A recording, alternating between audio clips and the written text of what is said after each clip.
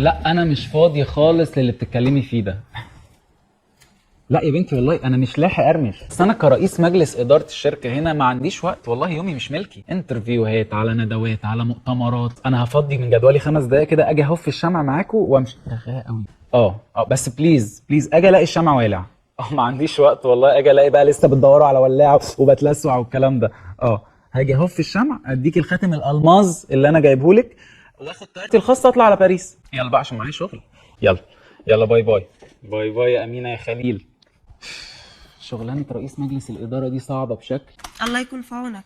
صاحبتك امينه خليل؟ جدا، ده سرها معايا، ما تخبيش عني حاجه ابدا. غريبه، اصل عمرها ما حكت لي عنك. مين دي؟ امينه خليل، ما هي صاحبتي قوي. ما عمرها ما حكيت لي عنك برضه. هي كتوم اصلها امينه، سرها مش مع حد، ما تقولش حاجه لحد ابدا. طيب ما قلتليش تشربي ايه؟ تشربي سجاير؟ اصل انا رئيس مجلس اداره فري جدا. ايوه يا دير، هاتي ميه المدام ياسمين. وهاتي لي انا فنجان قهوه من البن البرازيلي بتاعي اللي جايبه من ايطاليا. ايوه بقول لك يا باشمهندس علاء، فكك مني عشان ما اقولش يا باشمهندس يوسف. ماشي بسرعه بقى، يلا ميرسي باي باي. طب قولي لي ياسمين، انت مبسوطه في الجواز؟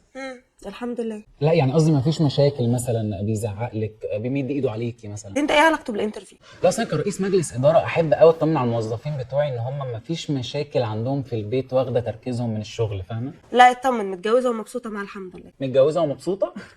طيب اتكلي على الله ياسمين، ولو في نصيب ان شاء الله هنكلمك. والانترفيو؟ لا خلص خلاص. احسن برضه. الشركه المقرفه.